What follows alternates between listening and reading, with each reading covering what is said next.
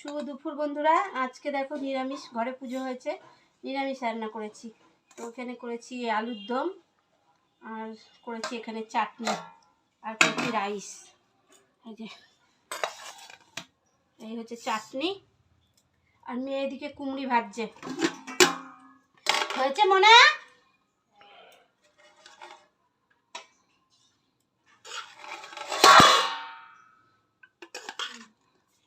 তো বন্ধুরা তোমরা হয়তো বলবে চালটা মোটা মোটা, আসলে ঘরের চাল দিয়েই করেছি।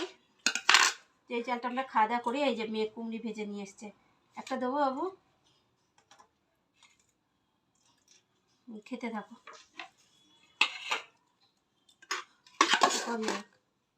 তো এই হচ্ছে মেয়ের জন্য থালি সাজিয়ে দিয়েছি। তো দেখো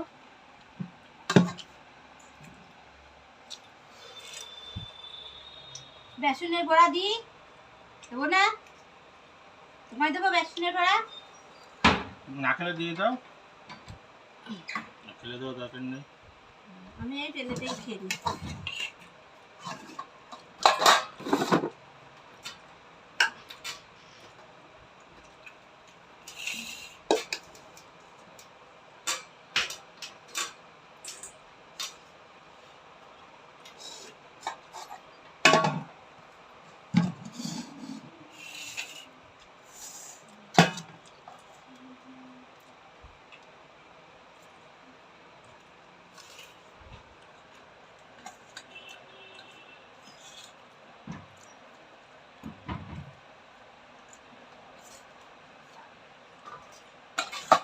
সকালের কচুরি এখনো পড়ে রয়েছে।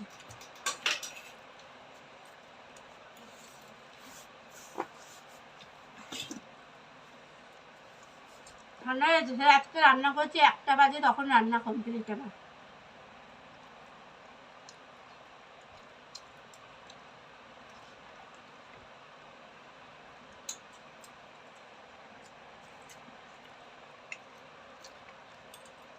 দারুণ হয়েছে।